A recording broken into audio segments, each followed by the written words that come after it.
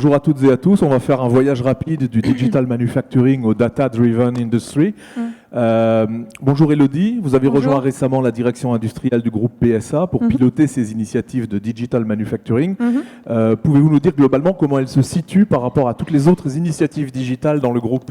Oui, depuis 2016, en fait, la transformation digitale du groupe se structure sous le leadership d'un Chief Digital Officer, Brigitte Canteloum. Et c'est vraiment impulsé par la volonté de mieux servir le client. Donc on a beaucoup d'actions, beaucoup de programmes de transformation qui concernent notre relation client. Ça passe par des bases clients beaucoup plus cohérentes, structurées que ce qu'on a maintenant. Ça passe par aussi un service omnicanal aux clients beaucoup plus cohérent. Ça passe aussi par des services que peut-être certains d'entre vous ont déjà sur leur smartphone, comme MyDS, MyPeugeot, MyCitroën, et plus récemment une application Free2Move qui permet à chacun de savoir quelles sont les offres de mobilité disponibles là où il est. Donc ça, c'est pour ce qui est de la frontline, de notre relation aux clients. Et la deuxième jambe de la transformation digitale concerne un certain nombre de programmes pour améliorer notre efficience. Et donc ça touche tous les secteurs de l'entreprise. Et bien sûr, le manufacturing et la supply chain. Donc moi, dans ce réseau, mon rôle, c'est d'accélérer la mise en place de toutes ces initiatives sur deux axes principaux, qui sont le PLM, le Product Life Management. Donc ça, ce sont des choses qui sont bien développées sur la partie développement du produit, conception du produit. Nos produits sont totalement modélisés en 3D avec des référentiels de données parfaitement structurés et partagés par l'ensemble des acteurs. Maintenant, on veut étendre ça au process et à la digitalisation et à la modélisation de tous nos processus de fabrication.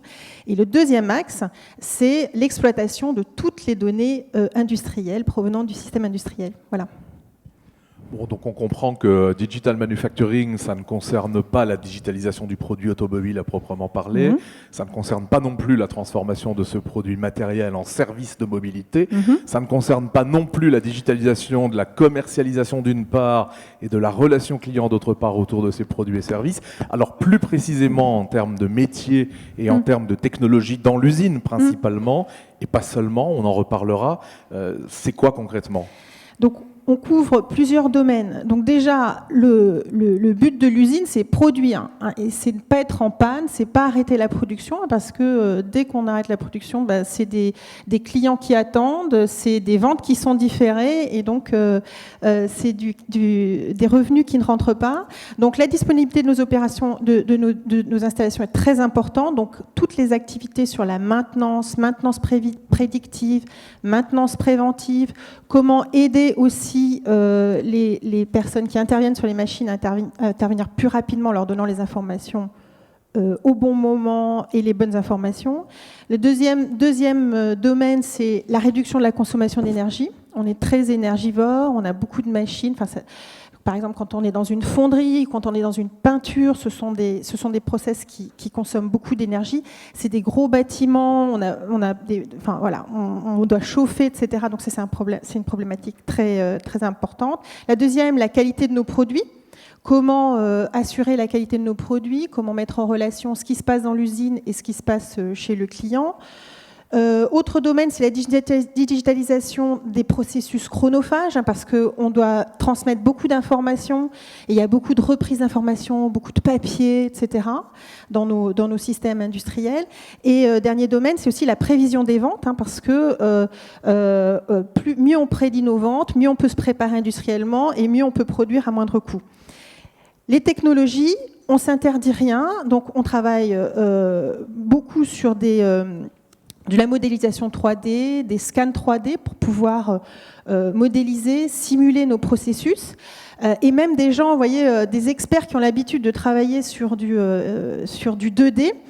Il y en avait un qui me disait, parce qu'on a fait une modélisation d'une usine, d'un atelier en 3D, et on a fait une immersion, c'est-à-dire que les experts ont pu se promener à l'avance, avant que les murs ne sortent de terre dans le process.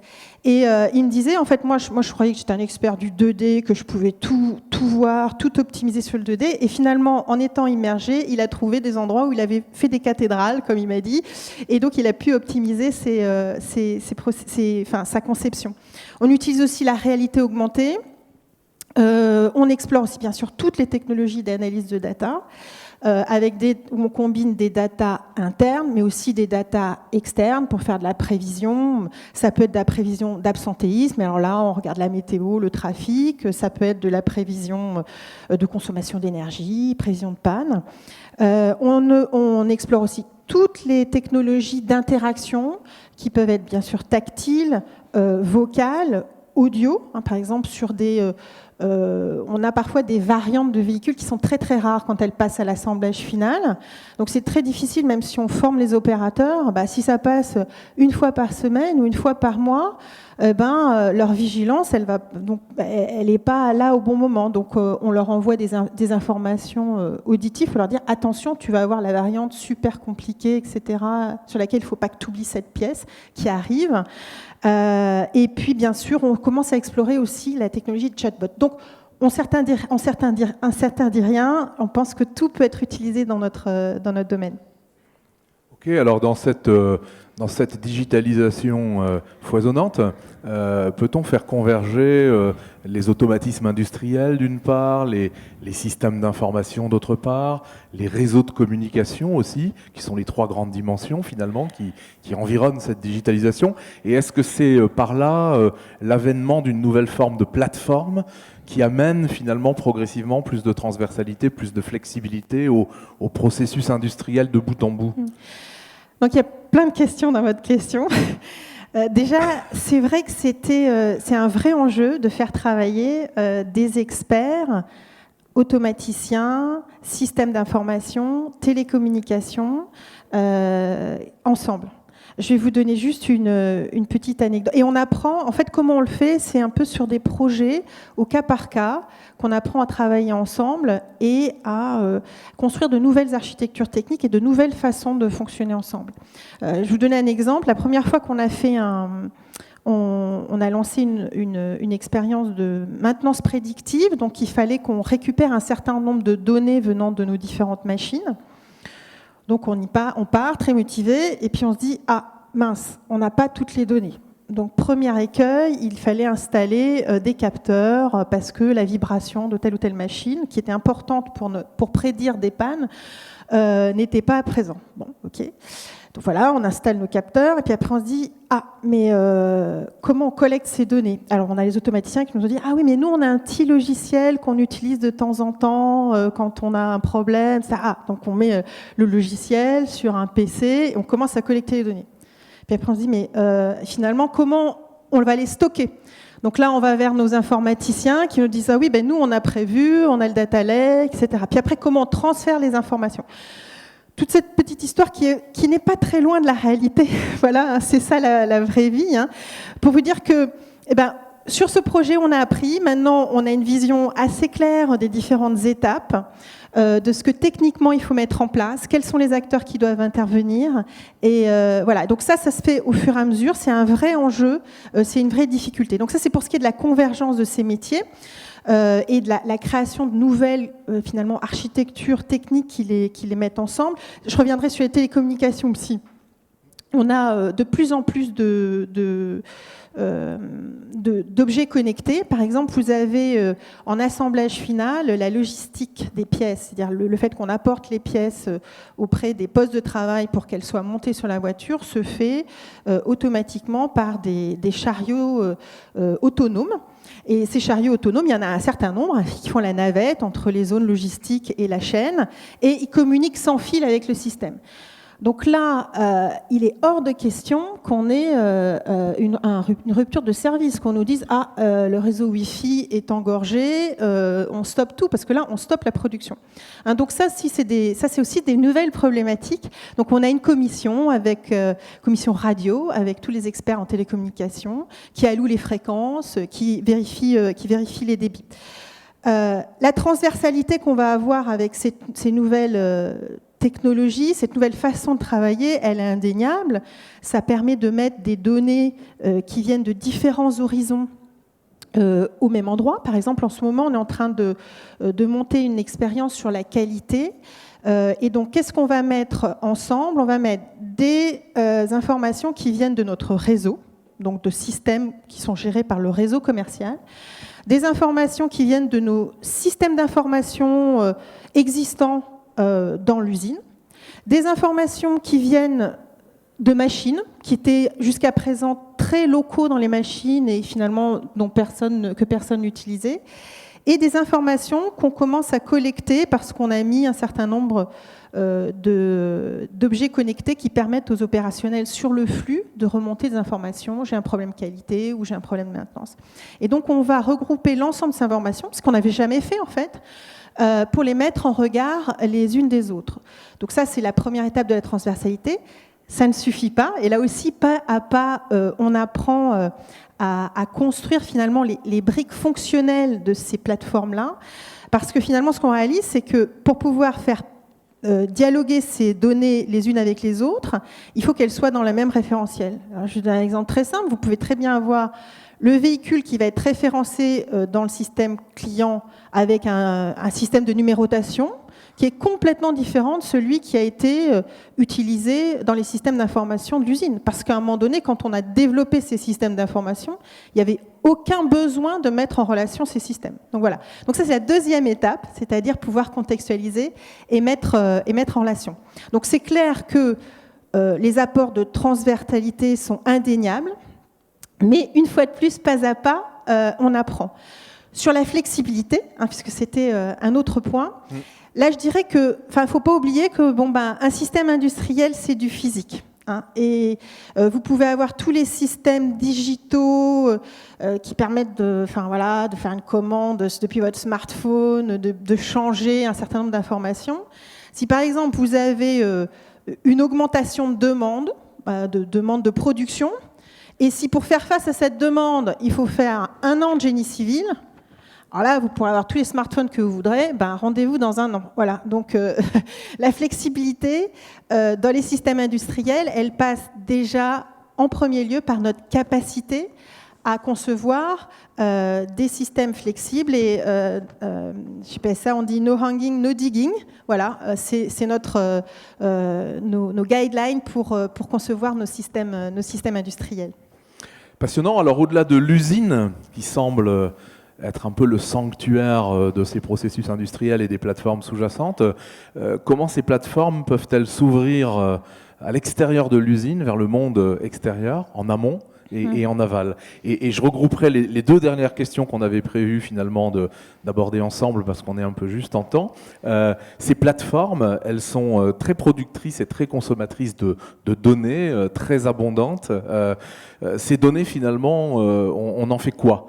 Quelle intelligence on peut en tirer et quelle vision on doit avoir de ce qu'elles doivent produire à quelque part comme intelligence au moment où on les capte, au moment où on les agrège, au moment où on les stocke, comme vous l'avez dit tout à l'heure. Voilà, donc les 2 questions, l'ouverture sur le monde extérieur, en amont, en aval, et puis l'importance de la donnée pour aller vers cette data-driven industry, quoi. Alors, l'ouverture sur le monde extérieur, c'est totalement nécessaire. Ça nous permet de voir nos problèmes différemment, d'innover. Je vais vous donner juste une petite anecdote. On a fait un hackathon au début de l'année. Le sujet, c'était comment prédire des événements indésirables ou perturbateurs dans l'usine.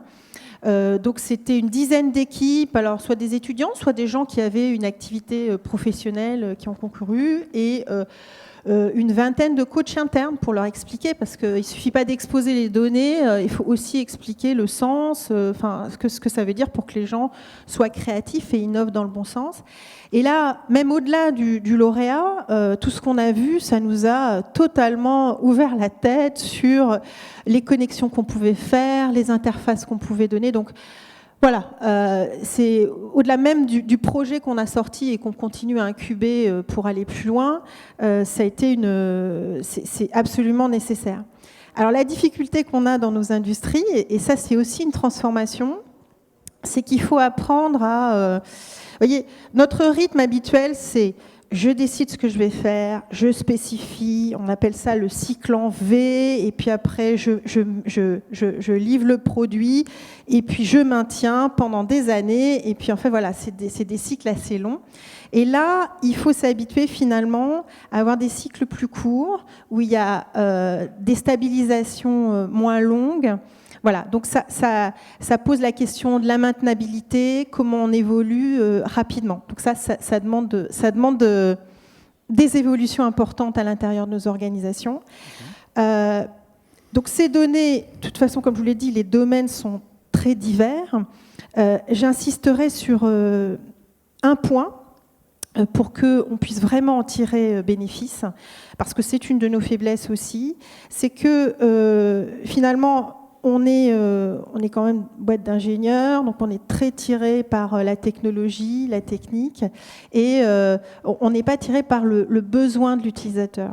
Et voilà, si je caricature et toute ressemblance avec des faits réels serait totalement fortuite, on se dit ah ben chouette, je vais équiper mes responsables de fabrication avec des tablettes tactiles, mobiles, tout ça, voilà, super. Donc là, il va gagner du temps, ça va être chouette, ça va être moderne. Et qu'est-ce qu'on en fait? Alors comme on est en milieu industriel, on blinde le truc, la tablette elle est 15 fois plus lourde, quand on la porte toute la journée, on a des troubles musculo-squelettiques, et 2, on en fait juste un écran déporté. Donc apport en phase de mobilité nul.